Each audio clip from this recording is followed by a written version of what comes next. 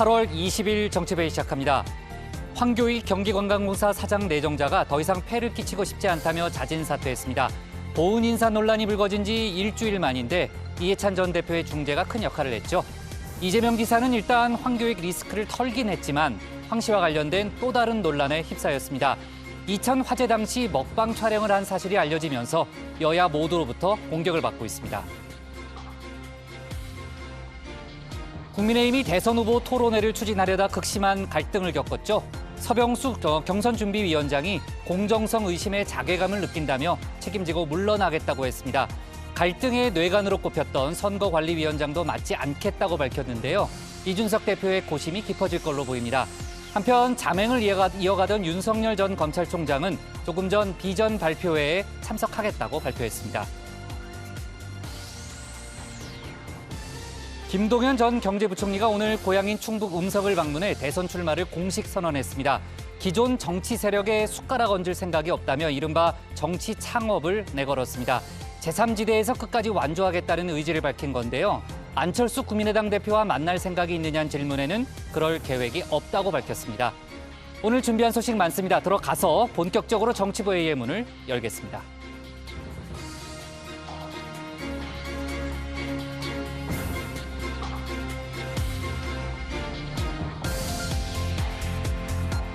네, 뛰어오다 넘어질 뻔했어요. 국가대표 정치뉴스쇼 정치부회의 시작하겠습니다. 오늘도 신채커 박마커, 류 실장, 조멘토 백반장, 그리고 정치부회의 애청자 정혜원분들과 함께하겠습니다.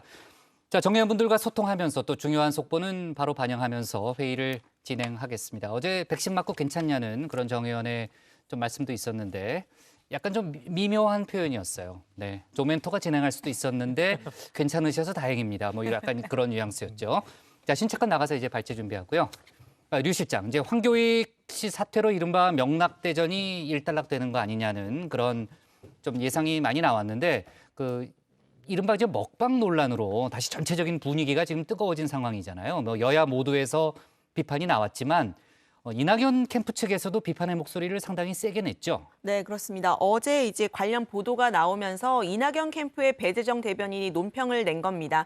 이 기사가 사실이라면 경기도 재난재해 총책임자로서 도저히 있을 수 없는 무책임하고 무모한 행보라고 비판을 했는데요. 네, 자, 논란이 이제 많이 커지니까 이재명 지사가 직접 해명을 내놨더라고요. 네, 그렇습니다. 이 지사는 당시의 현장 상황을 본인이 다 챙겨봤고 또 다음 경남 지역 일정을 포기하고 새벽에 도착해서 현장을 충분히 챙겼기 때문에 제가 할 수 있는 일은 최선을 다했다 이렇게 해명을 했습니다. 지금 뭐 야당 일각에서는 이제 전직 대통령 박근혜 씨와 비교하는 이제 그런 논평도 내놓고 있는데 관련해서도 이제 반박을 많이 내놨죠. 하지만 논란 자체는 상당히 뜨거워진 그런 상황입니다. 그 얘기는 국회 상황실에서 자세히 해보도록 하고요. 신혜원의 뉴스픽5부터 오늘의 정치부회의 출발하겠습니다.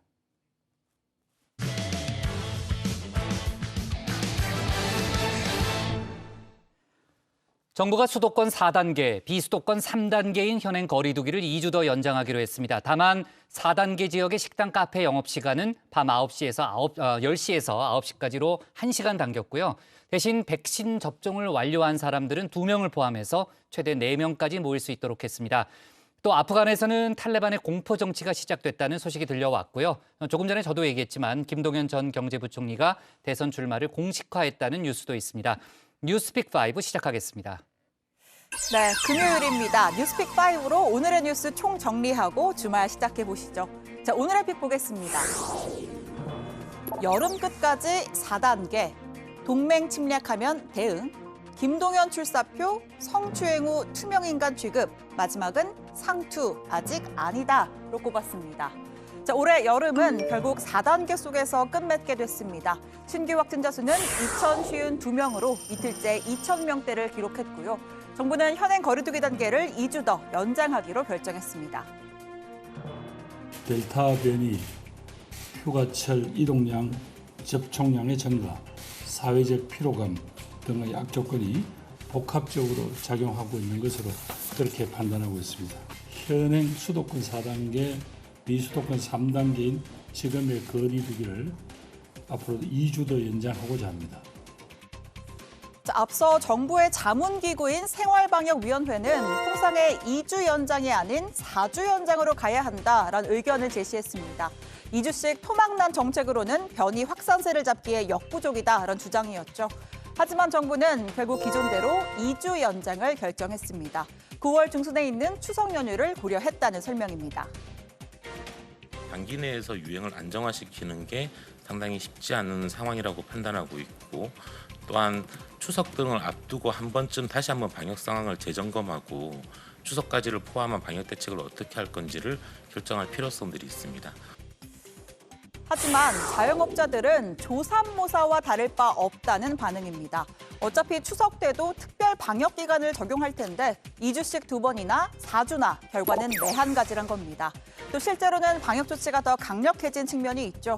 수도권과 대전, 부산, 제주 등의 4단계 지역에선 식당과 카페 등의 영업시간을 밤 10시에서 9시까지로 1시간 더 앞당겼습니다. 4단계 지역의 식당 카페에서는 저녁 9시 이후에는 포장과 배달만 가능합니다. 식당과 카페에서의 감염을 줄이기 위한 조치라고 볼 수가 있겠습니다. 대신에 당근책으로 6시 이후 인원 제한을 다시 4명으로 늘려주겠다고 했습니다. 그냥 4명이면 안 되고요. 백신 접종 완료자가 반드시 2명 이상 포함이 돼 있어야 합니다. 자, 여기서 말하는 완료자는 2차 접종까지 끝내고 14일이 지나서 면역 형성이 완료된, 그러니까 14일 전에 2차 접종을 끝낸 사람이 해당하는데요. 오늘 기준 14일 전 2차 접종률을 보니 14.7%였습니다. 이 14.7%에 해당하는 사람 2명을 포함해야만 4인 모임이 가능한 겁니다.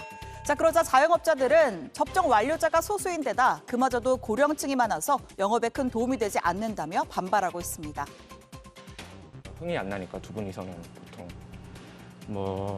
직장분들도 많이 안 오시고 거의 다 커플 위주로 많이들 오시더라고요. 확실히 매출도 3단계에 비해서 많이 줄고 3단계에 비해서 한 60% 이렇게 매출이 준 것 같아요. 자, 그리고 결혼식 인원 제한에 지친 예비 부부들 트럭을 몰고 거리로 나섰습니다. 예식장에 49명까지만 초대할 수 있도록 한 지침을 바꿔달라면서 공동 대응에 나선 거죠. 이 트럭은 예비 부부들이 십시일반 돈을 모아서 빌렸다고 합니다.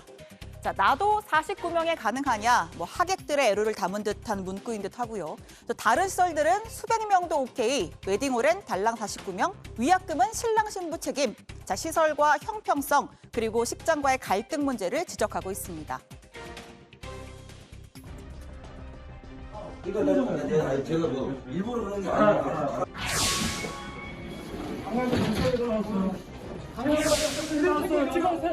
여기 다 있어 여기. 자, 여러분들 감염병 예방소 위반으로 전부 현행범입니다. 저항한다는 점 현행범으로 바로 체포합니다. 순간 얘기해서. 자, 끊임없이 단속되는 유흥주점들. 어제 서울 강남경찰서와 강남구청이 합동 단속해서 한 업장에서만 종업원 5, 접객원 17, 손님 20명 등 무려 43명을 입건했습니다. 해리포터도 아니고 어째 유흥주점마다 이 비밀의 방이 없는 곳이 없습니다. 모두 현행범으로 체포, 벌금형 전과자가 되는 겁니다. 자, 그리고 어제까지가 만 18세에서 49세 19제 백신 예약 마감일이었죠. 현재 40대 이하의 예약률은 61.3%로 정부 목표인 70%에는 못 미치는 수준입니다. 자, 혹시나 깜빡 놓쳤다 하는 분들 기회가 또 있습니다. 오늘 오후 6시까지는 36세에서 49세, 저녁 8시부터 내일 오후 6시까지는 18세에서 35세 예약이 가능하고요. 내일까지 놓쳤다고 해도 9월 18일까지 약 한 달간 누구나 백신 접종을 예약할 수 있는 기회가 또 한 번 주어집니다. 맞게 될 백신의 종류도 발표했습니다. 우선 8월 26일부터 8월 29일까지는 지역에 관계없이 파이자 백신으로 실시하며 대상자별 백신 종류는 백신 공급 상황에 따라 그 다음 주부터는 주 단위로 순차적으로 개별 안내해드릴 예정입니다. 향후 모더나 백신 공급 일정, 백신의 효율적인 활용을 위해서 당일 접종 기관 상황에 따라 백신 종류가 변경될 수도 있다는 말씀을 드립니다. 자, 2번째 픽으로 가보겠습니다. 동맹 침략하면 대응입니다. 진격 11일 만에 아프간을 점령한 탈레반, 복수하지 않겠다, 전 세계와 우호적인 관계를 원한다고 했지만 그 실상은 20년 전과 달라진 게 없는 모습입니다.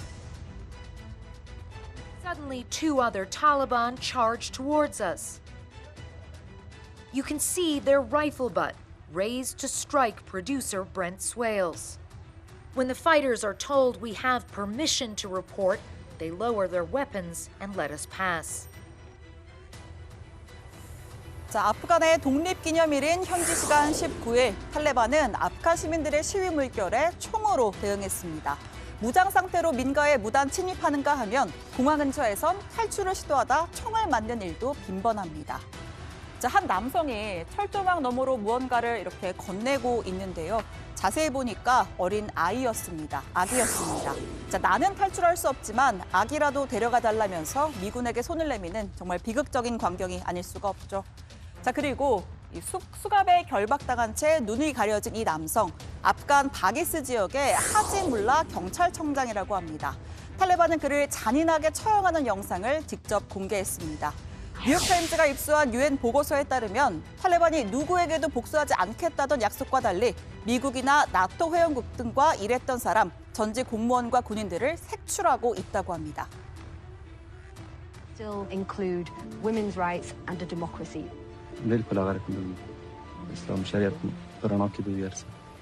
So would you believe in the democratic vote, though? So would people be allowed to vote in women politicians?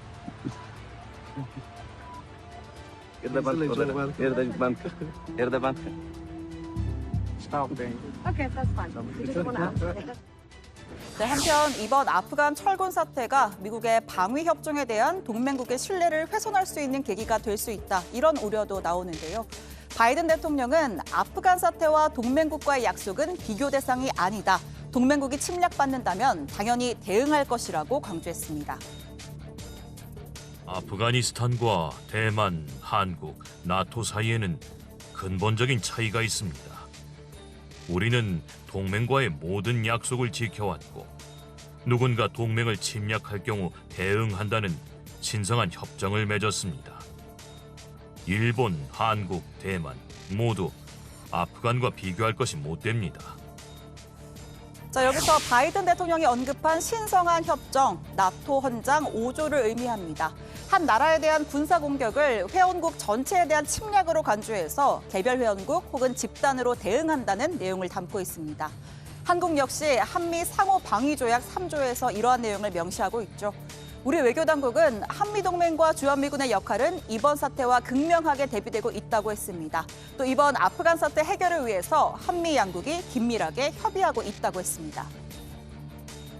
일정 부분에 있어서 미국도 우리한테 요청을 하고 있는 게 있고 우리도 미국 정부에 요청하는 것 있고 해서 한미 간에 긴밀한 협의가 진행 중이다.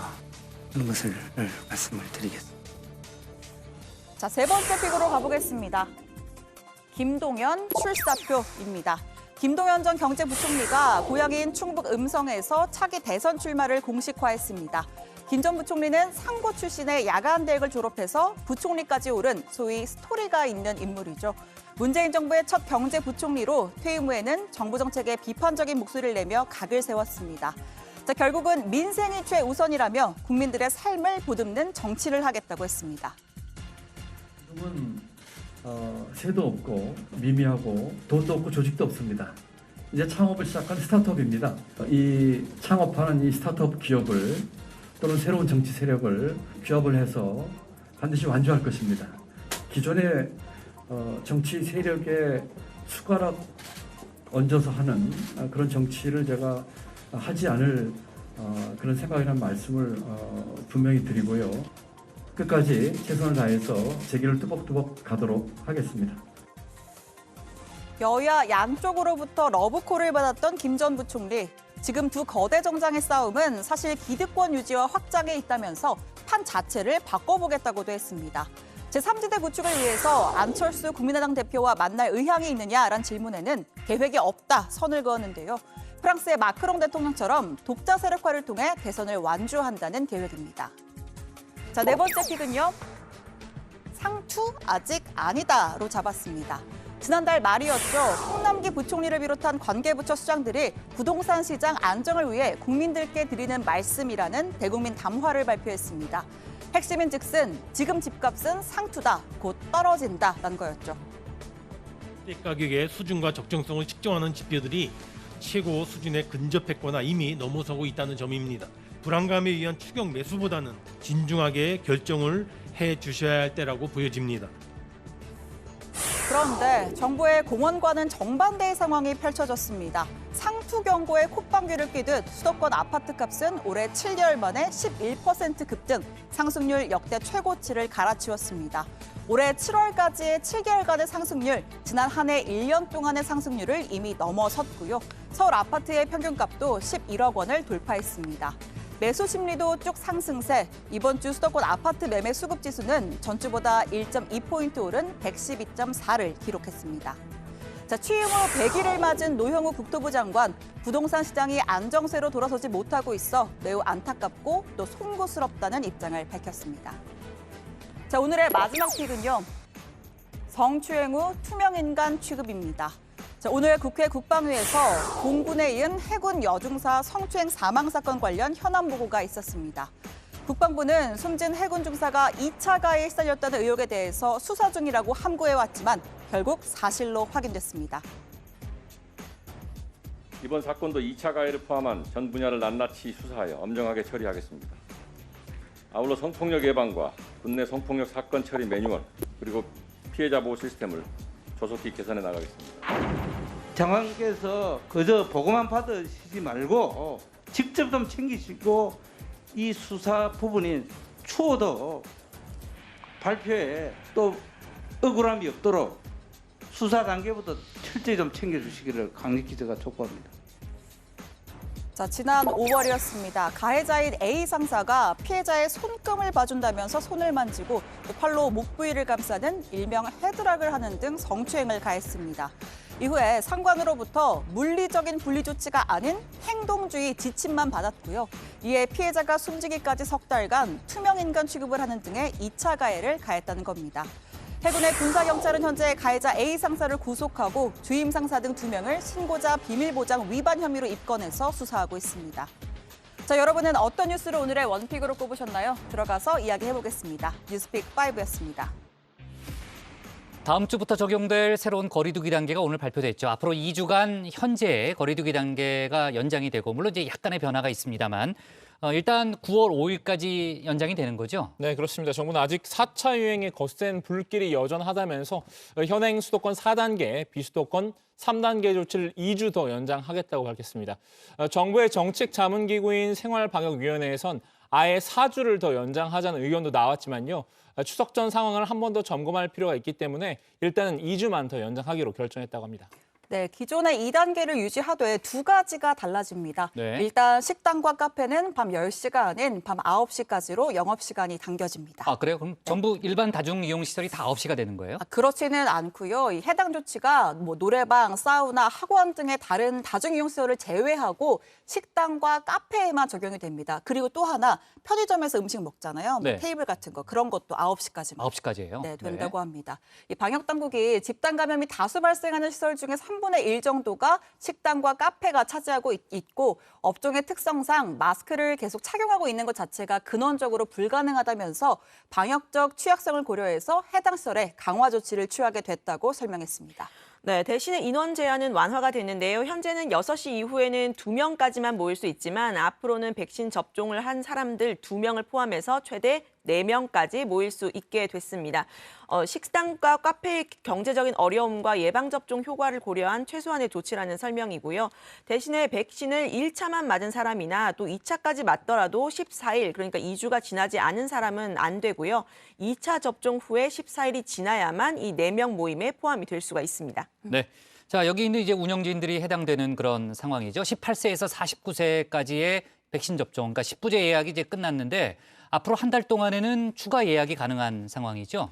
네, 그렇습니다. 오늘과 내일은 35세 기준으로 나눠서 추가 예약을 받고요. 모레 21일 저녁 8시부터 9월 18일까지는 연령대에 상관없이 추가 예약이 가능합니다.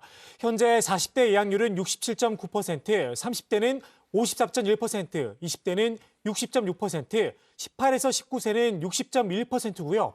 우선 접종 대상군에 속해 이미 접종받은 대상자들까지 포함을 하면 전체 인구 대비 예상 접종 참여율은 77%라고 합니다. 네, 연령별로 상당히 차이가 나네요. 그죠? 30대가 조금 30대가 다른 왜 이렇게 연령대에 낮아요? 뭐 거기에 대해서 설명을 하지 않았는데 네. 회사 일이 30대잖아요, 신체커가. 20대인가? 30대. 30대죠. 네. 알았습니다. 네. 자, 그나저나 오늘 어떤 종류의 백신을 맞게 될지도 발표한다고 그러지 않았어요? 그렇습니다. 국장은 네. 화이자 맞으셨죠. 화이자 맞았어요. 그리고 예비군 저는 처음에 여기- 모더나로 네. 알고 있었었는데 화이자로 바뀌었죠. 그렇죠. 이제 수급 좀 네. 이제 차질이 있어서 그랬고 박마커는 얀센 맞았고 이제 조멘토나 류 실장이나 저나 이제 뭘 맞게 될지 오늘 발표가 날 예정이었는데 네. 결론부터 말하자면 변동 가능성이 좀 있습니다. 아, 그래요? 네, 모더나가 이번 주말까지 공급량 통보해 준다고 했잖아요. 그래서 8월 26일부터 8월 29일까지 3일 동안은 전부 다가 화이자를 맞고요. 이후에는 모더나 수급 상황에 따라서 주 단위로 개별 안내를 해준다고 합니다. 네. 자, 그리고 이건 뭐 외국의 연구 결과인데 조금 이제 안타까운 뭐 내용이 있죠. 그러니까 델타 변이 감염자의 경우에는요, 백신 접종을 끝낸 사람이나 접종하지 않은 사람이나 체내에서 검출된 바이러스 양이 비슷하다는 그런 내용이죠. 네, 그 영국 옥스퍼드대 연구 결과입니다. 감염자 총 74만 명을 조사한 결과 델타 변이 감염 시 코와 목에 있는 바이러스량이 백신 접종자나 미접종자나 같았다라고 합니다.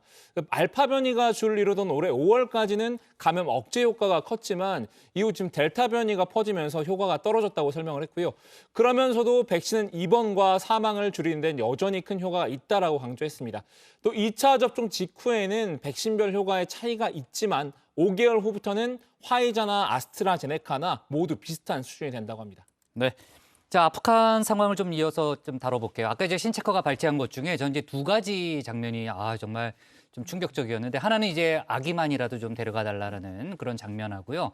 또 하나는 이제 여성 정치인에게 투표할 수 있느냐라는 그런 질문을 하니까 비웃으면서 이게 너무 웃겨가지고 촬영을 중단하라는 상당히 섬뜩하더라고요. 지금 이제 아프간 상황이 상당히 다시 또 급박하게, 그러니까 이른바 탈레반 본색을 드러내고 있다 이런 얘기가 많이 나오고 있죠.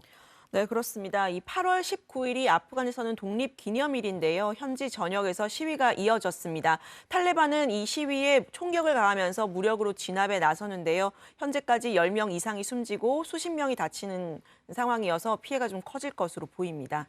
탈출을 위해서 미군 수송기에 매달렸다 추락해서 숨진 시민들이 있었는데 그중에 한 명이 이제 아프간 청소년 축구 대표 선수였다는 거죠. 네, 그 미군 수송기에 매달렸다가 추락해 숨진 아프가니스탄인 중 한 명이 10대 축구 국가대표 선수 자키 앙알이었다고 합니다. 나이는 19살에 불과했습니다. 미 공군은 또 지난 17일 카불에서 이륙해 카타르에 착륙한 수송기 랜딩기어에서 주검을 발견했다 이렇게 발표하기도 했는데요. 현재 미 공군이 이 시신의 신원을 조사하고 있다고 합니다. 박마커 유엔 사무총장이 탈레반 측과 직접 대화할 의향이 있다고 밝혔죠. 네, 안토니오 구테르스 유엔 사무총장은 아프가니스탄에 있는 유엔 인사들이 탈레반과 긴밀히 접촉을 하는 중이라면서 대화 상대와 목적이 분명해지면 기꺼이 내가 직접 탈레반과 대화할 것이라고 말했습니다. 그러면서 국제사회가 아프간에 존재하는 다양한 민족을 대표하는 포괄적인 정부 수립이 필요하다고 한 목소리로 이야기해야 한다고 촉구를 했습니다. 들어보시죠. To use the only leverage that exists, which is the interest of the Taliban for legitimacy, for recognition. And for that to be possible, I think it's important that the international community speaking one single voice. 신체커, 오늘 원픽은 뭘로 골랐습니까? 오늘은 거리두기 연장으로 하겠습니다. 네. 자, 현행 거리두기 2주간 더 식당, 카페 밤 9시까지입니다.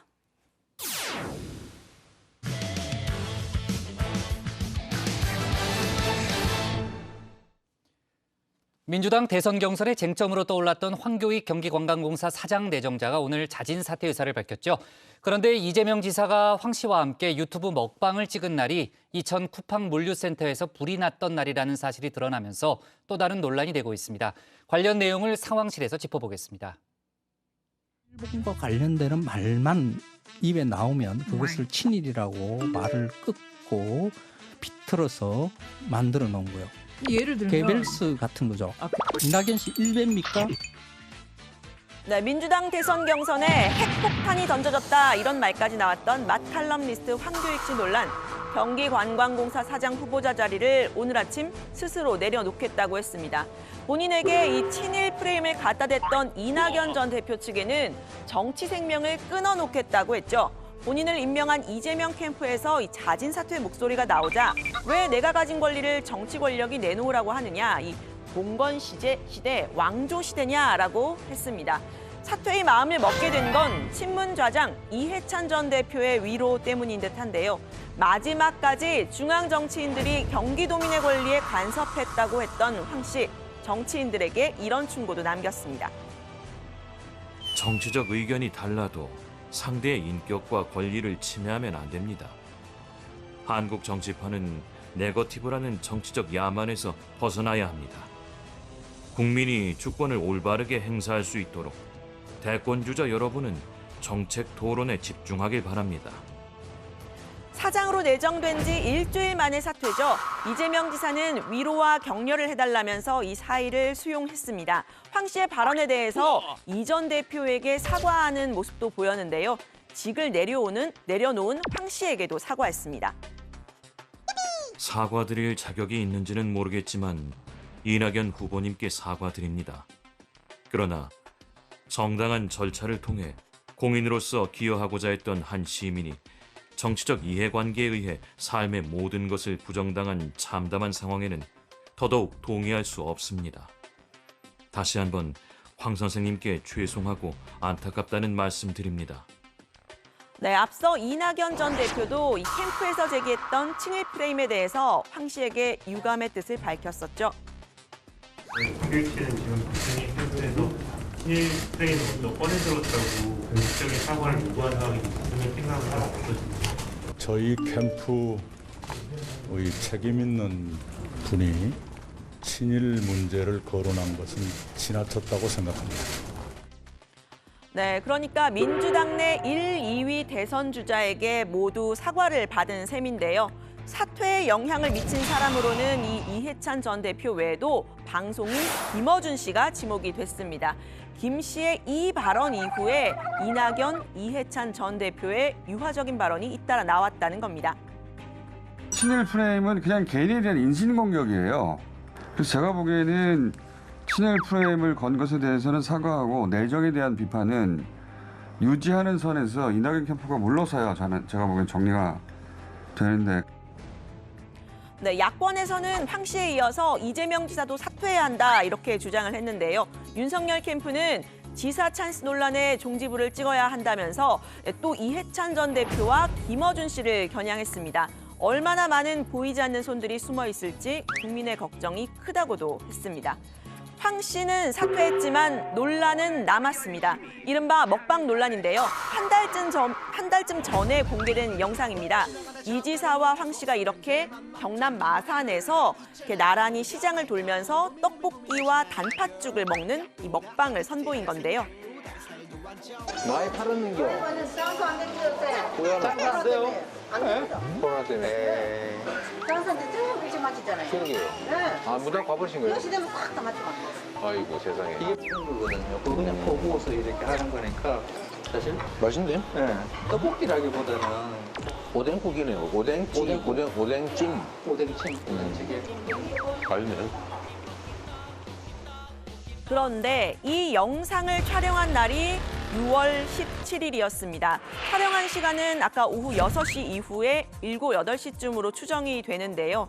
이날은 경기 이천에서 쿠팡 물류창고 화재 사건이 난 날이었습니다.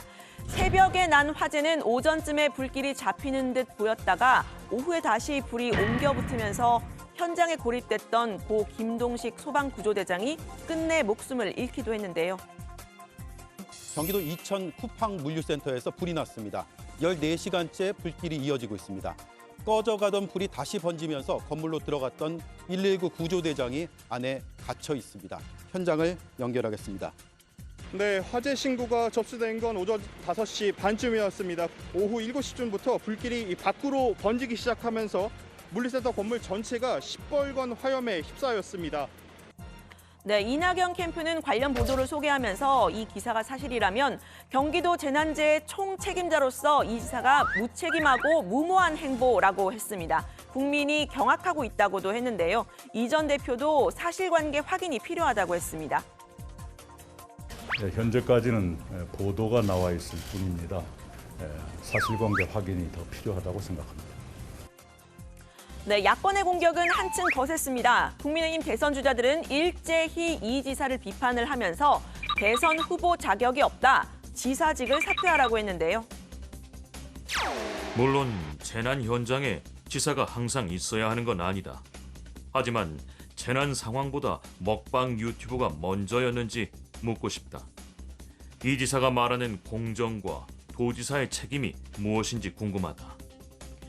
네, 논란이 되자 경기도에서는 이 지사가 재난 책임자로서의 역할을 충실히 수행했다라면서 당일 조치 사항을 보도자료로 배포를 했습니다.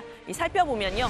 새벽 5시 36분에 이제 화재가 발생을 했고 8시 19분쯤에 그 큰 불을 잡았다는 보도를 받았다는 겁니다. 그리고 나서 오전 11시에 당시 김경수 경남지사와의 협약식에 이 지사가 참석을 했다는 거고요. 오후에 다시 불이 번지면서 오후 3시쯤에는 경기도 행정일부 지사가 현장에 도착을 했고요. 17일 저녁에 문제의 유튜브 촬영을 한 직후에 이 지사가 다음 날 출장 일정을 취소하고 경기도로 왔고 18일 새벽 1시 32분에 현장에 도착했다고 했습니다. 경기도는 이 화재 현장 상황을 이 지사가 실시간으로 보고를 받았다면서 화재 발생 즉시에 현장에 도지사가 반드시 있어야 한다는 건 과도한 주장이고 억측이라고 했는데요. 이 지사는 예전에 코로나19 방역을 위한 중대본 회의의 불참한 이유에 대해서 경기지사의 시간이 얼마나 중요한지 이렇게 설명한 적이 있습니다. 경기도지사의 1시간은 1380만 시간의 가치가 있다. 국민들이 맡기신 일을 하는데 좀 더 효율적이고 좀 더 급한 곳에 그 시간을 썼다. 네, 관련 소식은 들어가서 더 이야기를 해보고요. 민주당에서 벌어지고 있는 또 다른 공방으로 넘어가려고 합니다. 이 명락대전이 아니고요. 낙추전쟁이라고 할까요? 주제는 검찰개혁입니다. 이낙연 전 대표가 다른 후보들에게 검찰개혁 입법 연내하자 이런 제안을 했습니다. 우리 후보 모두가 연내 수사 기소 완전 분리를 제도적으로 처리하는 데 합의하고 그것을 지도부에 건의하는 언제 그런 에너지가 나올지 아직은 예측하기 어렵습니다. 그래서 지금 이때 쇳불도 단김에 때린다고. 그런데 여기에 반발한 대선 주자가 있었습니다. 누구보다 검찰개혁에 앞장서온 사람이죠. 추미애 전 장관인데요. 무슨 이유로 그런 방송을 했는지 모르겠다면서 두 얼굴의 이낙연 후보라고 비꼬았습니다. 이 전 대표가 당대표 당시에 검찰개혁에 진정성이 없다가 대선 후보가 되니 공약으로 내세우고 있다고 비판한 겁니다. 두 분의 끝장 토론은 검찰개혁에 반하는 태도로 곤경에 빠진 후보와 그걸 모면해보자는 캠프의 알량한 꼼수가 엿보이는 불성사나운 면피쇼, 그 이상도 이하도 아닙니다. 촛불 시민과의 약속을 무겁게 받아들지 못하고 자신의 안위와 명예만을 위해 검찰개혁과 적폐청산이라는 시대적 약속을 외면한 것 아니었습니까? 네, 그러자 이 전 대표와 대담을 했던 김종민 의원이 나섰습니다. 이 전 대표 체제에서 수석 최고위원을 맡았었죠. 검찰개혁을 위해 싸운 추 전 장관을 당에서 제대로 뒷받침을 안 해줬다는 주장은 사실이 아니라고 한 겁니다. 추 전 장관 역시 바로 반박에 나섰는데요. 법무부 장관을 지킨 건 촛불 시민이라면서 속도 조절론과 시기상조론이 나왔는데 그 부분을 설득을 못하고 이제 와서 할 만큼 했다고 막무가내로 우기는 패권 정치다 비판을 했습니다. 앞서 토론에서 불거졌던 이낙연 대 추미애의 논쟁이 재점화하고 있다고 할까요? 과제로 내거셨는데 대표 시절 안 하셨다는 것에 대해서 유감을 표명을 했죠. 당시에 우리 추미애 후보께서도 잘 아실 것입니다. 우선은 그것을 안착시키는데 일단 비중을 두자 하는 쪽으로 당정 간의 의견이 있었지요. 2월에 이미 입법 발의하시겠다고 하고 또 4월 선거 때문에 못 하셨다고 하니 그러니까요. 특위에 맡겼다고 하니 그래서 충분히 서두를 수 있는 힘도 있는데 입법 발의도 할 수 있고요. 의원들과 상의하겠습니다. 통과시킬 수도 있고요. 그래서 뭐가 두려우신지 그냥 두려워서가 아니라 네, 민주당 대선 경선이 치열해지면서 당내 열성 지지층의 화두 이 검찰개혁 이슈를 선점하려는 주자들의 공방도 뜨거워지는 듯한데요. 역시 이른바 개혁 입법이죠. 민주당이 강행 처리한 언론중재법에 대해서도 논란이 계속되고 있습니다. 이재명 지사의 먹방 논란은 지사 찬스 논쟁으로도 이어지는 모습인데요. 관련 소식 들어가서 더 이야기를 해보겠습니다. 오늘 발제는 이렇게 정리합니다. 황교익 사퇴에도 이재명 먹방 논란 가열. 이재명 대 추미애 검찰개혁 공방. 어제 저희가 이제 회의 중간에 이제 황교익 씨 관련한 여러 가지 속보를 전했잖아요. 그러니까 상황 변화가 많이 생겼고 실제로 황교익 씨가 오늘 아침에 바로 사퇴 입장을 SNS로 밝혔습니다. 그래서 이 전반적인 이제 상황이 좀 일단락되는 거 아니냐라는 그런 예측이 많았는데 이른바 이제 먹방 논란이 가열되면서 지금 이제 정치권의 공방이 한창 뜨거운 상황이고요. 이재명 지사도 계속해서 입장을 낸 거죠, 직접. 네, 일단 그 먹방 당일에 있었던 일부터 좀 정리를 해보면요. 이재명 지사가 황교익 씨와 함께 유튜브 촬영을 한 게 6월 17일이었습니다. 떡볶이 가게 달력에도 있었죠. 자, 이 지사가 당시에 김경수 경남지사와의 협약식을 비롯해서 1박 2일 일정으로 경남에 출장 중이었습니다. 이 쿠팡 화재가 난 건 새벽 5시 반이었는데 이 지사는 관련 내용을 실시간으로 보고받고 지휘도 했다라고 했습니다. 이 화재가 오전에 소강 상태를 보였다가 저녁 때가 돼서 다시 크게 번졌는데요. 이 지사가 그 당일 저녁까지 유튜브 촬영을 한 후에 다음날 일정을 취소하고 화재 현장으로 갔고 18일 새벽 1시 반, 다음날 새벽 1시 반에 도착을 했습니다. 네, 이 지사는 경남 출장에 여러 일정이 있었고 유튜브에 영상 촬영을 위해서 출장을 간 것은 아니었다면서 그 부분은 정치 공세라고 했는데요. 사고 현장에 빨리 가지 않은 것에 대해서 이 세월호 참사 당시에 박근혜 대통령이 구조 현장에 가지 않은 것에 비견된다 이런 기자들의 질문이 나오자 경우가 다르다고 반박했습니다.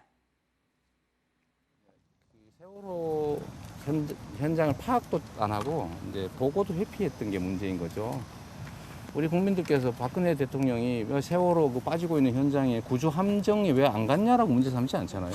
지휘를 했냐 안 했냐, 알고 있었냐, 보고 받았냐, 지휘했냐 이거 문제 삼는데 제가 실시간으로 다 보고를 받았고 또 파악도 다 하고 있었고 그에 맞게 다 지휘도 했고 제가 일정을 다 취소하고 다음날 마산에서 4시간 넘게 한밤에 저녁도 못 먹고 달려와서 새벽 1시간 넘어서 현장에 가서 제가 3시 정도까지 현장 지휘하고 관리했는데 이걸 가지고 빨리 안 갔다라고 얘기하면 사실 좀 부당한 거죠. 네, 아까 이제 우리 유 실장이 시간대별로 이제 설명을 했지만 경기도에서도 이제 설명 자료를 냈고요. 또 이재명 지사도 직접 지사로서 할 일은 다 했다라는 그런 해명을 내놨습니다. 그 어디 뭐 언론하고 인터뷰한 걸 보니까 그럼 박근혜 씨가 배를 타고 지휘를 했어야 했느냐라는 그런 발언도 했던데요. 아무튼 적극적으로 지금 좀 해명에 나섰는데 반면 여야 대선 후보들은 일제히 이 지사를 비판하고 나섰죠. 네, 먼저 야권부터 살펴보면요. 윤석열 캠프는 논평을 내고 떡볶이 먹방을 통해 친근한 이미지를 알리고 싶었던지 얼굴에 웃음이 가득했다.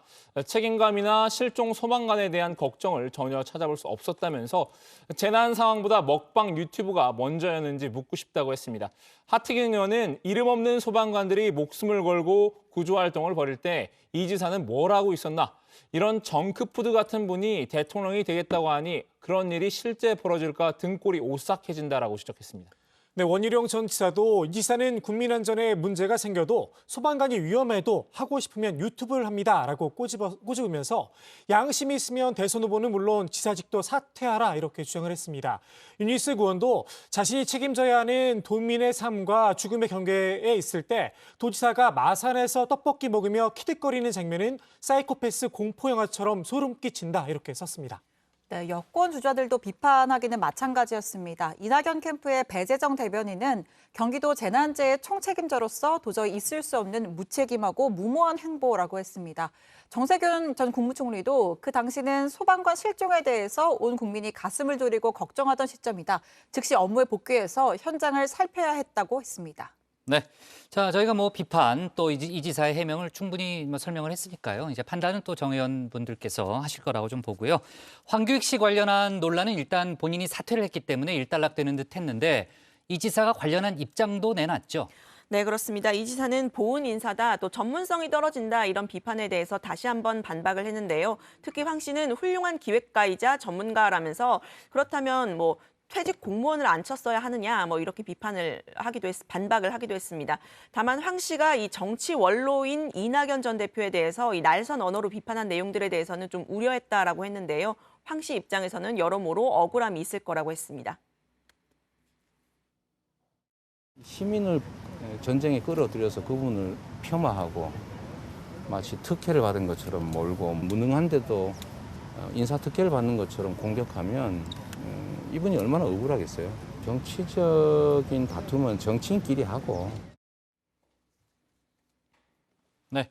자, 그리고요. 어제 통과된 언론중재법 관련해서 이제 야당의 비판 목소리가 많이 나왔는데 오늘은 여당에서도 관련 언급이 좀 나왔죠. 네, 여당에서도 좀 쓴소리가 나왔는데 대선 주자로 나선 박용진 의원입니다.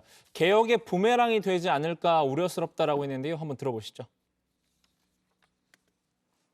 보수 매체의 그런 행위가 못마땅하다고 생각해서 혹시나 이 법을 찬성하는 분들이 계시다면 뒤집고 생각을 해보실 필요는 있어요. 돈 있고 힘 있고 빽 있는 사람들이 그래? 한겨레 경향, 오마이뉴스 잘 걸렸어 이러면서 이 법으로 만일에 소송을 간다 이러면 머릿속으로 기사를 쓰는 기자도 부담을 가지고 쓸 것이고 데스크도 부담을 가질 것이고 회사도 부담을 갖게 되게 되면 이게 개혁의 부메랑이 되지 않을까. 박 의원은 공수처를 관련 사례로 들었는데요. 20년간 오매불망하던 공수처 법안을 통과시켰는데 첫 수사 대상이 조희연 서울시 교육감이어서 멘붕이 왔다고도 했습니다. 네, 이낙연 전 대표는 언론중재법 대상에 유튜브도 포함돼야 한다는 의견을 밝혔는데요. 당초 언론중재법에는 유튜브 규제가 들어있었는데 수정안에서 빠졌다는 앵커의 질문에 과거엔 뉴스 생산과 소비사의 유통구조가 단촐했는데 요즘 굉장히 다양해져서 그런 것들이 모두 포괄돼야 할 것으로 생각을 한다. 다만 조금 더 확인해보겠다 이렇게 밝혔습니다. 언론중재법 자체에 대해선 찬성 입장을 밝혔습니다. 네, 자 이낙연 캠프 관련해서는요. 이른바 유튜브 블랙리스트 논란이 어제 좀 불거졌잖아요. 저희가 이제 관련 내용을 소개했는데 공방이 오늘도 이어지고 있죠. 네, 그렇습니다. 이낙연 후보 비방을 주도하는 유튜브 방송 실태란 제목의 문서였습니다. 이낙연 캠프 유튜브 모니터링 담당자가 작성한 거라고 하는데요. 여기에는 특정 유튜버들이 경기도에 홍보비를 받고 활동했다는 의혹도 제기가 되어 있습니다. 당사자들은 강하게 반박하고 있습니다. 4번 출연해서 받은 출연료 총액입니다. 4번 출연해서 받은 출연료 총액은 50만 원에서 100만 원 사이입니다. 블랙리스트에 오른 유튜버들 중에는 경기도로부터 광고를 받은 사실이 전혀 없는 분들이 대부분이고요. 그분들 중에 경기 호황쇼 나간 일이 없는 분들이 또 대다수입니다. 네, 해당 문서에 지목된 유튜버들은 이낙연발 블랙리스트에 경악한다라는 제목의 공동 성명도 냈는데요. 이 전 대표의 공개 사과와 재발 방지 약속, 또 몇몇 유튜버와 언론을 대상으로 진행 중인 소송 취하 등을 요구를 했습니다. 이 요구에 응하지 않으면 7개 유튜브가 합동 취재단을 구성해서 이낙연 씨를 둘러싼 의혹에 대한 심층 취재와 분석으로 대응할 것이라고 하기도 했습니다. 여권 주자들 사이에서도 비판의 목소리가 나왔죠? 네, 그렇습니다. 추미애 전 장관과 정세균 전 총리는 이낙연 캠프를 강하게 비난했는데요. 추 전 장관은 이낙연 캠프가 박근혜 정부의 블랙리스트와 유사한 것을 만들었다는 건 절대로 용납될 수 없다면서 대국민 사과를 해야 한다고 했습니다. 정 전 총리도 제발 그런 짓 좀 안 해줬으면 좋겠다라고 꼬집었습니다. 네, 류 실장, 오늘 발표된 여론조사 결과 간단히 짚어볼까요? 네, 그렇습니다. 한국갤럽이 이번 대선 들어서는 처음으로 양자 가상 대결 조사 결과를 발표했는데요. 지금 보시는 대로입니다. 이재명 지사와 윤석열 전 총장과의 대결에서는 이 지사가 46%, 윤 전 총장이 34%로 이 지사가 오차범위 밖에서 앞서는 걸로 나타났고요. 이낙연 전 대표와 윤석열 전 총장의 대결에서는 36%로 동률로 나타났습니다. 한국갤럽은 올해 들어서 이 정권 교체론이 정권 유지론을 최소 6%포인트에서 최대 21%포인트까지 앞서고 있는데 결과가 지금 이렇게 나타나고 있는 건 범야권의 규합이 제대로 이루어지지 않은 것으로 보인다라고 밝혔습니다.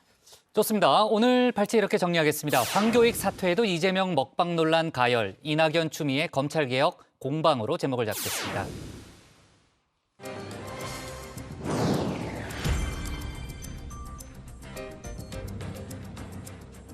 놓쳐선 안 될 뉴스들을 쉽고 빠르게 전해드리는 백다혜의 이 시각 다정입니다. 지금 시각 5시 18분인데요. 이 시각 다정의 소식들 먼저 키워드로 살펴보겠습니다. 네, 오늘은 많은 사람들이 꿈꾸는 꿈요일, 금요일입니다. 어젯밤에 이번 주 이 시각 다정회를 잘 마무리하는 꿈을 꿨는데요. 꿈은 이루어질지, 꿈은 반대일지 이제 박준우 마커에게 달려 있습니다. 박준우 마커, 어떤 키워드가 눈에 띄나요?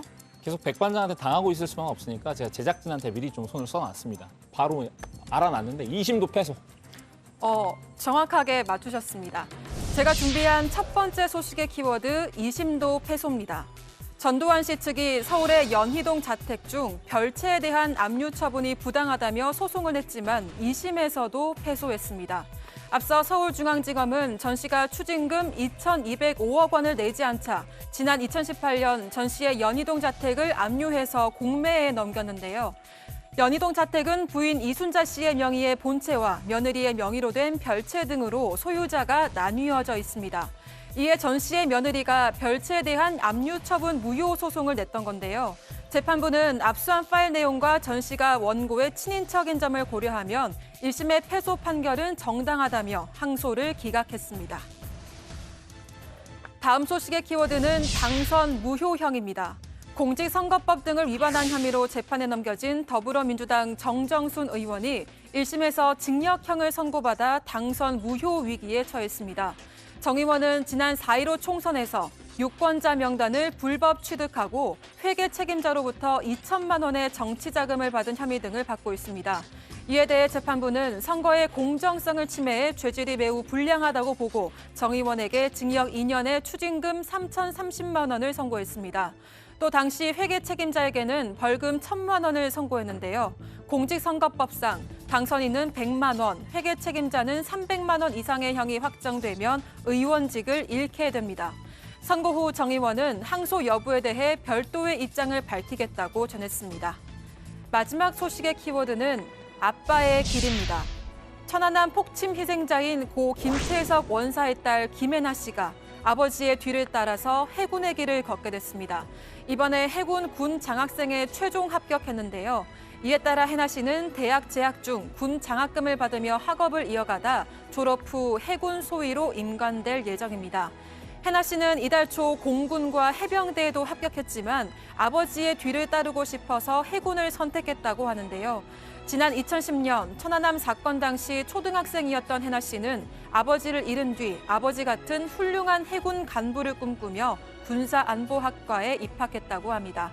마침내 꿈을 이룬 해나 씨는 너무나 기다려왔던 순간이라며 아버지 이름에 먹칠하는 일 없도록 열심히 하겠다고 다짐을 밝혔습니다. 지금까지 이 시각 다정회 백다희였습니다. 네, 백반장 속보 잘 챙겨서요. 다시 한번 만나고요. 다음은 조익신 멘토의 톡 쏘는 정치로 가겠습니다.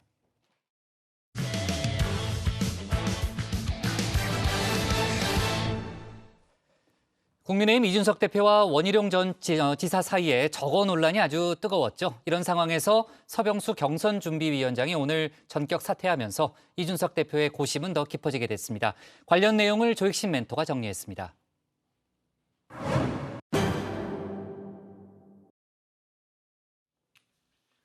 이른바 저거 논란. 양측이 공방을 자제하며 사실상 휴전에 돌입했습니다. 저거가 도대체 뭐냐? 뉘앙스만으로 콕 집어 말하기 거시기한 문제죠. 답 없는 다툼, 국민의힘 내에선 그냥 덮고 넘어가자는 분위기가 강합니다. 이런 문제는 오히려 그냥 이제 그만 이야기합시다. 덮고 넘어갑시다. 저도 힘들어요. 우리 다 힘들고.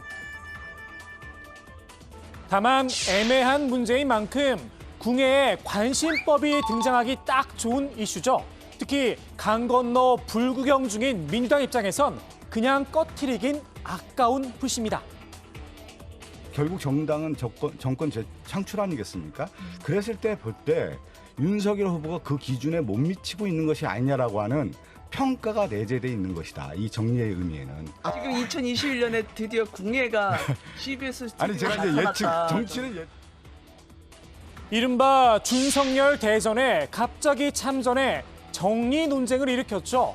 원희룡 전 제주지사의 속내가 뭐였냐? 이 역시 해석이 분분합니다. 링 위에서 이게 권투를 한다고 하면 선수가 선수끼리 붙어야 되는데 지금 선수가 심판을 쳤잖아요. 심판을 왜 때리지? 권투에서? 아니 이게 심판 때리는 건 혹시 심판이 되려고 하시는 거 아니냐라고. 심판, 다시 말해 당 대표직을 노리고 있는 게 아니냐는 건데요. 정치권에선 윤석열 대통령, 원희룡 당대표 밀락설도 흘러나옵니다. 원 전 지사 무슨 소리냐 강하게 부인했습니다. 윤석열 전 검찰총장 퇴임 측으로부터 당권 제안서를 좀 받았다는 얘기가 돌고 있는데 저는 제가 윤석열 총장을 법무장관으로 쓰려는 생각을 갖고 있는 사람입니다. 가장 강력한 비판과 검증을 할 것이고 만약에 그게 제대로 안 돼 있다고 한다면 결국 윤석열 총장은 저한테 무릎을 꿇고 큰 팀에서 저한테 협조를 해야 되는 위치로 오게 될 거라고 생각합니다. 윤 전 총장이 본인에게 무릎을 꿇을 거다, 충성서약이라도 받겠다는 얘기는 아니겠죠? 당장 이런 지적이 나왔습니다. 무릎을 꿇고 이런 좀 너무 과한 표현이 나오잖아요. 원 지사의 반응이 너무 과한 표현이 나올 때는 뭔가 좀 당황했다는 이야기죠. 미략설이야 어찌됐든 원 전 지사가 노이즈 마케팅엔 성공했다는 평가가 지배적입니다. 다만 바람직한 행동이었느냐, 이건 또 다른 문제죠. 이제 윤석 대표나 윤석열 후보나 양쪽을 오가면서 이제 노이즈 마케팅을 하는 거죠. 철저하게 당을 강화시키고 정권 교체 가능성을 높인다, 이런 생각이 없는 거죠. 굉장히 좀 저급한 정치를 하신 거죠. 원 전 지사가 컷오프를 통과하기 위해 좀 급했던 게 아니냐는 지적도 나옵니다. 제가 볼 때는 급했던 것 같아요. 예선에서 떨어진 것이 갖고 있는 모멸감을 견디기보단 조금 미안하지만 이준석 대표를 가지고, 또 이준석 대표가 약간 빌미를 줬으니까, 그러니까 이게 참 정치인들의 숙명인데, 노이즈 마케팅에 성공하고 나면 나쁜 이미지가 남을 경우에 상처가 남아요. 그러면 대통령 후보가 되긴 어렵죠. 이번 일로 가장 상처가 큰 건 이준석 대표입니다. 원 전 지사뿐만 아니라 당 의원총회에서도 성토가 이어졌죠. 당 대표를 위해서 우리가 똘똘 뭉쳐야 되겠다. 왜 이렇게 지도부를 흔드는 것인지 좀 제발 좀 자중해 주십사 하는. 누가 원하는 거예요? 당 대표가 불러내지. 비공개로 전환해도 되겠습니까? 여권에선 한마디로 망했다는 혹평까지 나왔습니다. 망했죠. 당 구성원들이 대들고, 그다음에 당 대선 후보들이 시비를 걸지 않습니까? 이거는 이제 아팠다는 거잖아요. 만약에 이분을 건드려서 불이익이 올 것 같으면 누가 건들겠어? 국민의힘에선 일단 이 대표를 감싸는 분위기입니다. 차차 배워나가면 된다는 겁니다. 이미 2030 세대를 대표할 만한 상징 자본이 됐죠. 이게 신세대 37살 정치인의 쓰는 화법, 문법 너무 다르거든요.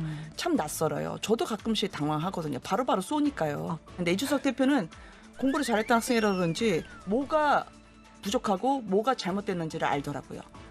이준석이 이 당내의 어떤 중도층을 아우르고 그동안에 저희에게 눈길을 돌려주시지 않았던 20세대 또 30세대들에 대한 눈길, 그리고 관심, 호응을 더 많이 얻어내는데 큰 역할을 하실 거라고 생각합니다. 다만 MZ세대의 상징 자본, 그 역할에만 충실하란 이야기로 들리기도 합니다. 대선이란 전장의 최고 사령관, 그 능력엔 여전히 물음표를 붙였습니다. 근본 일척의 대회전이라고 말할 수 있는 내년 이 대통령 선거를 앞두고 그리고 이 막강한 이 민주당 문재인 정권을 상대로 해서 정권을 빼앗아 와야 되는 이 큰 전쟁에서 이 30대 영선의 당대표가 이 최고사령관 역할을 제대로 할 수 있을까? 설상가상이라고 할까요? 이 대표를 받쳐주던 서병수 경선준비위원장이 오늘 사퇴의 뜻을 밝혔습니다. 오해와 억측으로 인해서 공정성과 객관성에 대해서 의심을 받는 그런 처지에 대해서 경선준비위원장으로서 상당히 자괴감을 느끼고 책임을 지고 오늘부로 경선준비위원장직을 내려놓겠습니다. 그리고 거론되고 있는 선거관리위원장도 맡지 않겠습니다. 이 대표 서 위원장을 선관위원장 자리에 앉힐 생각이었죠. 제가 지금 8명이기 때문에 전체 최고위원이, 그래서 한 명 더 늘리면 아무래도 이준석 대표가 조금 더 주도권을 잡을 수 있죠. 그러면 서병수 위원장이 선관위원장이 될 가능성이 좀 더 높네요.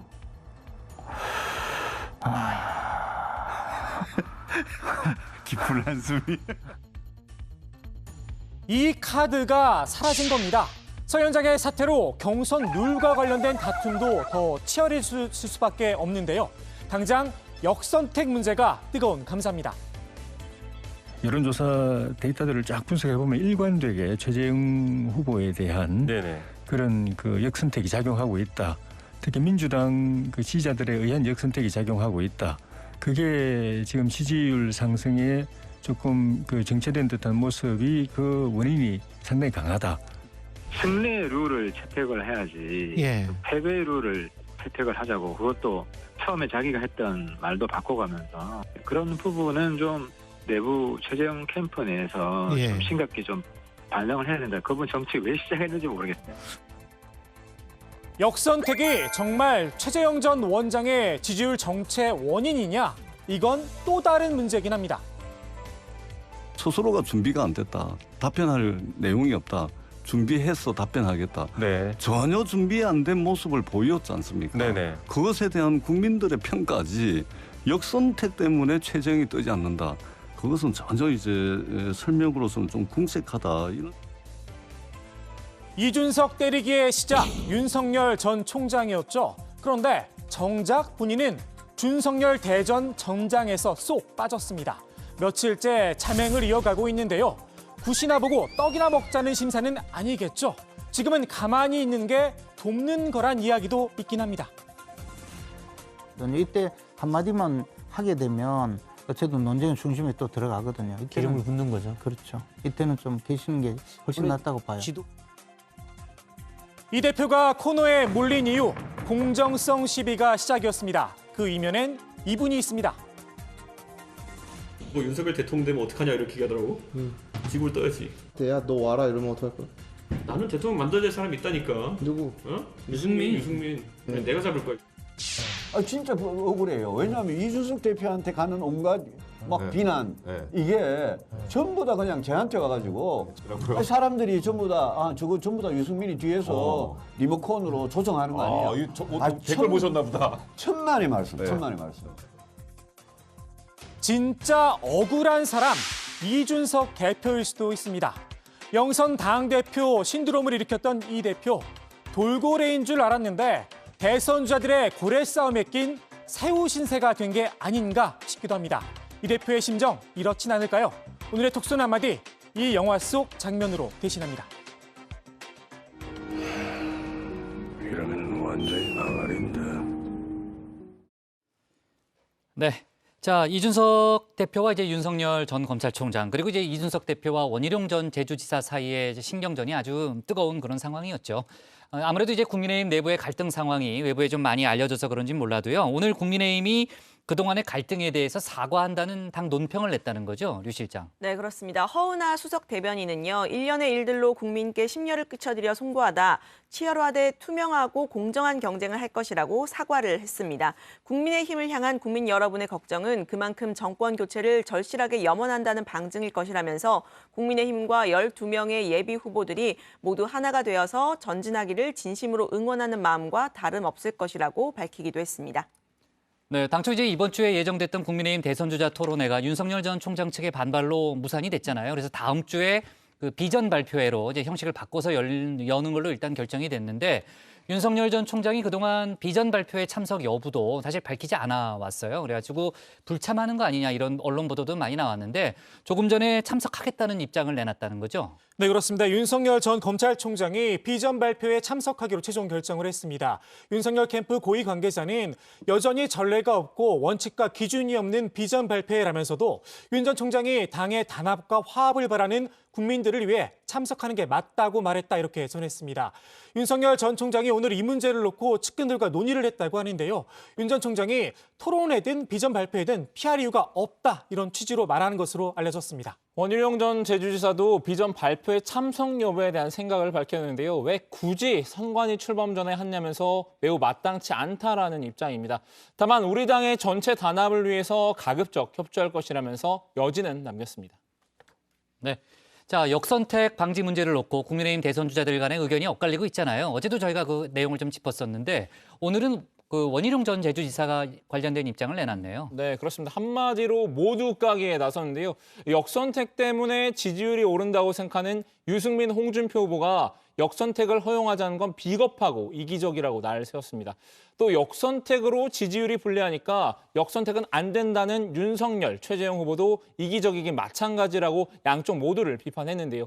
정식 출범한 공정한 선관위가 분석한 자료를 보고 입장을 정하겠다는 생각을 밝혔습니다. 네. 자, 어쨌든 이제 다음 주 비전 발표 외에는 이제 국민의힘 주자들이 이제 전부 참석할 가능성이 높아졌고요. 지금 저희가 얘기했던 경선 룰을 놓고 한층 더 가열된 공방이 이어지겠네요. 네. 좋습니다. 잘 좀 챙겨주고요. 오늘의 톡 쏘는 정치 이렇게 정리하겠습니다. 저거 논란 이준석 망했고 원희룡 급했다. 서병수 사퇴 이준석 첫 패배 물음표로 제목을 잡겠습니다. 다음은 박준우 마커의 주민입니다.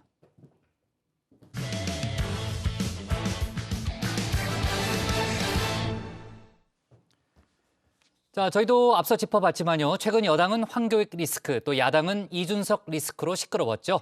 당내 갈등이 바깥으로 표출되자 원로들의 지원을 요청해야 한다는 목소리도 나왔는데 이해찬 전 민주당 대표와 김종인 전 국민의힘 비대위원장이 대표적 인물이죠. 박준우 마커가 주민에서 두 사람의 소식을 짚어보겠습니다. 오늘 주민은 소매를 걷어붙인 백전 노장들의 이야기를 해볼까 합니다. 정치권에서 산전수전 다 겪고 이제 큰어른이 되신 두 분을 선정했는데요. 인물 소개를 위해서 한 분이 찬조 출연을 해주실 예정인데요. 이분은 모두까기 스타일이라서 좋은 말씀은 못 해주시겠다고 하는군요. 그럼 첫 번째 인물 소개부터 들어볼까요? 자, 문재인의 상황은 이해찬입니다. 네, 오늘의 첫 번째 인물은 이해찬 전 더불어민주당 대표입니다. 홍준표 의원이 상황이라고 표현을 했는데요. 민주당의 상황이 이 전 대표라면 그럼 국민의힘의 상황은 누구일까요? 지금은 마이크를 독점한 것은 김종인이야. 80 넘은 할배가 나와서 다른 사람 말 못하게 하고 자기 말만 하니까 다른 사람이 일어설 기회가 전혀 없는 거야. 두 번째 인물 김종인 전 국민의힘 비대위원장입니다. 홍 의원이 80 넘은 할배라고 디스하긴 했지만요. 여전히 국민의힘에 상당한 영향력을 행사한 분이죠. 오늘 주민은 이렇게 여야의 상황 두 분을 모시고 한번 달려보겠습니다. 먼저 이해찬 전 대표입니다. 이재명과 이낙연은 둘은 대통령 자리를 놓고 둘이서 선거전을 할 때 네거티브도 하고 뭐도 하겠죠. 네네. 제가 대통령 후보로 나섰습니까? 왜 저한테 네거티브를 합니까? 민주당 누누이 원팀 정신을 강조했지만 후보 간 네거티브 공방 쉽게 가라앉지 않는 분위기였는데요. 이재명 캠프와 이낙연 캠프의 기싸움은 황교익 리스크를 두고 최고조에 달했습니다. 황교익 씨를 경기 관광공사 사장으로 내정한 게 적절한지가 쟁점이었는데요. 특히 이낙연 캠프와 황 씨 사이에 내전 수준의 험한 말이 오갔죠. 일본 도쿄나 오사카 관광공사에 맞을 뿐이 아닌가라고 생각이 돼요. 연비복 입고 행사에 참석하시고 하는 이런 모양을 보니까 일본 정치인으로 잘 어울려요. 황교익 논란은 어제 이낙연 정치 생명 끊겠다는 발언으로 상황이 저는 종료되었다고 봅니다. 이것은 수류탄이 아니라 핵폭탄을 경선 전국에 투하를 한 꼴이고요. 이낙연 전 대표가 황 씨에게 먼저 사과의 뜻을 전달하긴 했지만요. 교통 정리를 마무리한 건 이해찬 전 대표였습니다. 제 인격과 권리를 보호하기 위해 정치적 막말을 했습니다. 정중히 사과를 드립니다. 그럼에도 이해찬 전 대표가 저를 위로해 주었습니다. 고맙습니다. 황 씨는 오늘 잦은 사퇴의 의사를 밝혔는데요. 물러나면서 특별히 이 전 대표에게 감사 인사를 전했습니다. 이 전 대표가 직접 나서 황 씨에게 위로를 건네며 상황을 수습했기 때문입니다. 이번 일로 마음이 많이 상했으리라 생각합니다. 정치인들을 대신해 원로인 내가 대신 위로드립니다. 너그럽게 마음 푸시고 민주당의 정권 재창출을 위해 앞으로도 늘 함께 해주리라 믿습니다. 이 전 대표가 당내 자중질환을 잠재운 건 이번이 처음이 아닙니다. 지난 6월 경선 일정 연기 문제를 놓고 각 캠프 진영 간 갈등을 빚었을 때도 등장했는데요. 전면은 아니었지만 막후에서 사퇴를 진화했습니다. 이해찬 대표님 말씀은 이런 일이 발생할 줄 알고 미리 특별 장교를 맡는 것이다. 논쟁이 없도록 1년 전에. 그리고 그 당시에는 이재명 후보가 존재가 별로 없었다. 이 전 대표가 자발적으로 나선 거라면 김종인 전 비대위원장은 상황이 약간 다른데요. 반자발, 반강제로 소환당한 느낌입니다. 국민의힘 역시 이준석 대표와 일부 후보들 간 설전으로 당이 시끄러운 상황이죠. 이준석 대 윤석열의 싸움은 저거 논란을 거치면서 이준석 대 원희룡의 싸움으로 번졌습니다. 두 사람은 녹취록 공개를 두고 진실 공방을 벌였는데요. 간신히 봉합 국면에 접어들긴 했지만 여전히 내홍의 불씨는 남아 있습니다. 결국 이준석 대표의 주장의 잘못을 인정한 것으로 보고 네네. 앞으로는 이런 공방과 이런 잘못을 되풀이하지 않는 그런 계기로 삼자고 어저께 제가 공개 글을 올리고요. 네네. 일단은 정리한 상태입니다. 이준석 리스크, 지금 당 내분 사태의 중심에는 이 대표가 있기 때문에 나온 말인데요. 헝클어진 당의 분위기를 추스르려면 어르신이 필요하다는 주장이 지도부의 입에서 먼저 나왔습니다. 그 어르신이 바로 이 대표의 멘토이기도 한 김 전 위원장입니다. 근데 오히려 그분 같은 분이 오셔서 좀 제대로 리더십도 발휘하시고 좀 그 질책도 좀 하시고 호통도 치시고 그게 낫겠다 그런 생각이 든다고 말씀드립니다. 김 전 위원장의 주특기 일명 친데레입니다. 무심하고 쌀쌀 맞은 듯하지만 속은 꼭 그렇지만은 않은 분인데요. 말로는 당과 거리를 두겠다던 김 전 위원장도 슬슬 몸을 풀기 시작한 느낌입니다. 어제 광주 5.18 민주묘지를 다시 찾았습니다. 비대위원장 시절 무릎 사과를 한 지 꼭 1년 만인데요. 국민의힘이 호남 지역에 지속적으로 관심을 가지고 노력을 해야 지지를 얻을 수 있을 것이란 조언을 남겼습니다. 녹취록 공방 등 당내 파열음도 곧 진정될 것으로 내다봤는데요. 정당에서는 일어날 수 있는 상황이라 개인적으로 대수롭지 않게 생각해요. 이 대표는 내년 대선 승리를 이끌지 못하면 정치 커리어에 문제가 된다고 생각하고 본인도 잘 인식할 거예요. 이 문제를 단시간 내에 해소할 것으로 생각합니다. 물론 다시 국민의힘에서 역할을 맡을 생각은 없다고 선을 긋긴 했지만요. 애정이 담긴 훈수를 둔 것 같은데요. 복귀에 대한 기대감을 높이는 대목이죠. 1년 되셨는데 광주 5.18 묘지에 가신 것 자체도 굉장히 정치적인 활동이라고 생각해요. 그래서 말씀은 그렇게 하셔도 저도 김종인 위원장님 오랫동안 제가 모시고 일도 해봤는데 역시 오실 가능성이 있겠다는 생각을 했습니다. 이렇게 여야의 두 킹메이커들이 다시 한번 일합을 겨룰 채비를 하고 있는데요. 지금까지 두 사람의 전적을 살펴보면요. 4전 2승 1무 1패로 이해찬 전 대표가 앞서고 있습니다. 둘의 첫 승부는 1988년 13대 총선으로 거슬러 올라가는데요. 김 전 위원장은 민주정의당 후보로, 이 전 대표는 평화민주당 후보로 서울 관악을에 출마했습니다. 결과는 무명으로 평가받던 이 전 대표의 승리였습니다. 그 이후 김 전 위원장은 비례대표로만 5선 의원이 됐는데요. 그랬던 김 전 위원장이 지난 2016년 총선에서는 이 전 대표의 상관으로 복귀합니다. 민주당 비대위 대표를 맡은 김 전 위원장, 친노 좌장이던 이 전 대표를 공천에서 배제했는데요. 이해찬 의원은 어떤 이유 때문에 공천에서 배제된 거예요? 그런 이유를 갖다가 나한테 물어보지 말아요.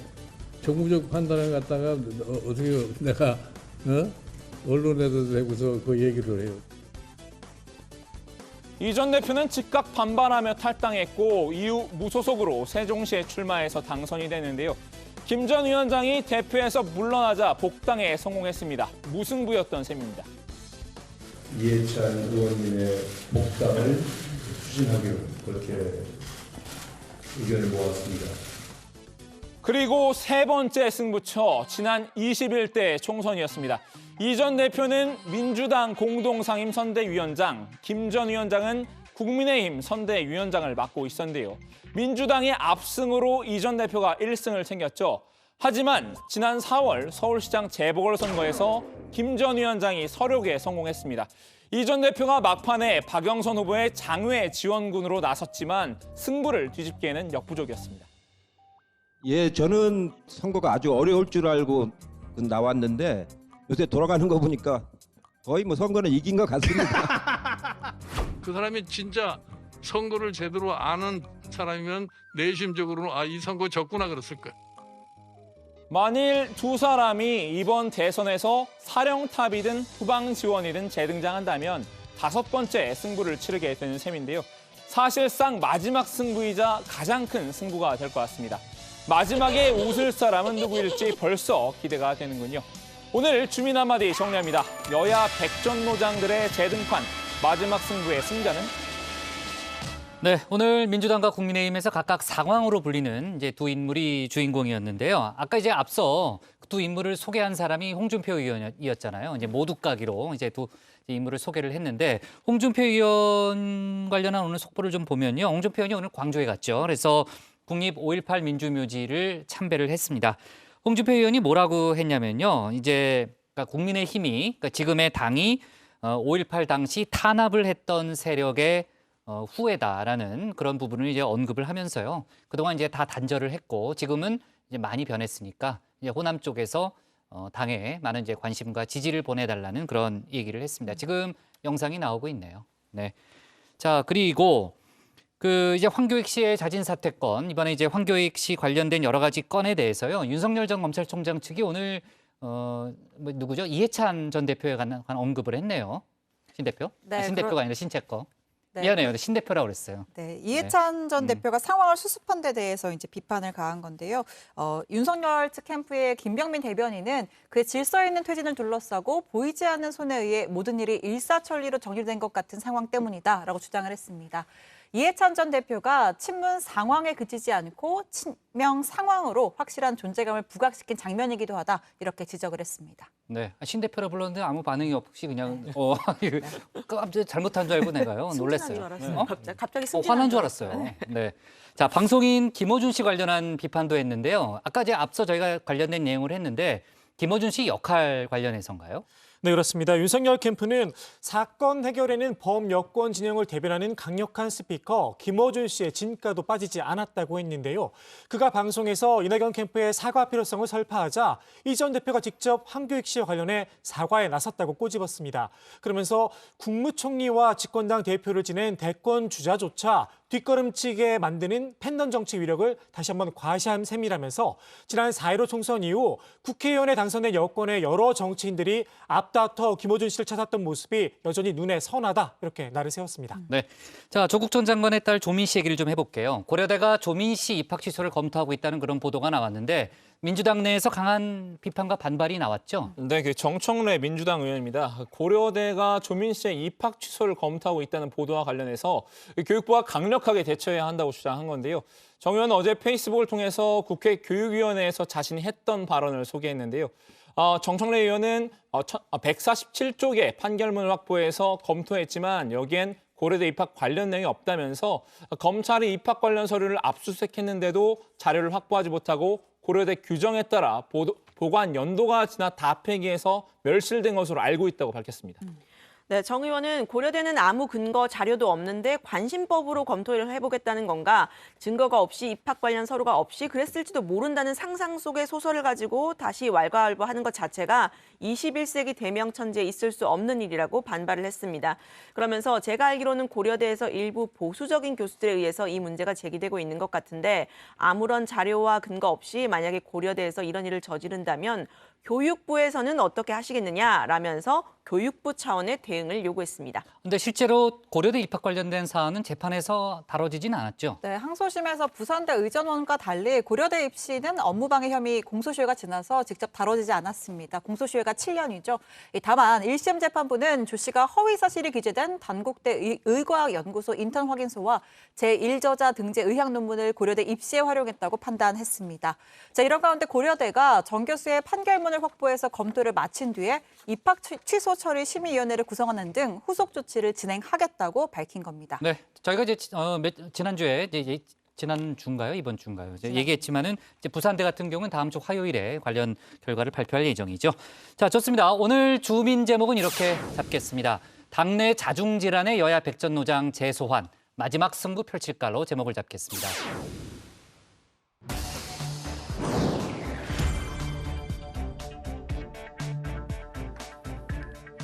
이 시각 다정회의 백다혜입니다. 현재 시각 5시 49분인데요. 어떤 소식이 들어와 있는지 살펴보겠습니다.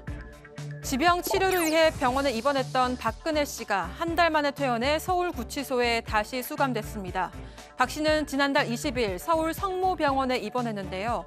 법무부는 어깨 부위 수술 경과를 관찰하고 허리 통증 등을 치료하는 차원에서 입원했다고 전했습니다. 박 씨는 지난 2017년 3월부터 서울구치소에서 생활하고 있습니다. 국정농단과 국가정보원 특수활동비 상납 등의 혐의로 지난 1월 대법원에서 징역 20년에 벌금 180억 원, 추징금 35억 원을 확정받고 복역 중입니다. 다음 소식입니다. 더불어민주당 국회의원이 비서가 여성의 신체 일부를 불법 촬영한 혐의로 경찰 조사를 받게 됐습니다. 의원실 비서인 30대 남성 A씨는 휴대전화로 여러 여성의 신체 일부를 수차례 불법 촬영한 혐의를 받고 있습니다. 신고를 받고 출동한 경찰이 A씨의 휴대전화에 저장돼 있는 불법 촬영물들을 확인했고 A씨도 불법 촬영을 시인한 것으로 알려졌습니다. 경찰은 조만간 A씨를 소환해서 조사할 예정입니다. 해당 의원실 관계자는 해당 비서가 오늘 오전 사직서를 제출했다고 밝혔습니다. 네, 이어서 잠시 후 썰전 라이브에서는 김동연 전 경제부총리가 오늘 고향인 충북 음성에서 대선 출마를 공식 선언했죠. 관련 이슈를 비롯해서 대선 판도를 짚어볼 예정입니다. 또 민주당 대선 주자인 박용진 의원과 함께 당내 이슈들에 대해서도 얘기를 나눠볼 예정이니까요. 많은 시청 부탁드리겠습니다. 지금까지 이 시각 다정회 백다혜였습니다. 오늘 정치발은 여기까지입니다. 주말 잘 보내시고요. 저희는 다음 주 월요일 오후 4시 반에 다시 찾아뵙겠습니다. 뻔한 거 아니죠, 진짜?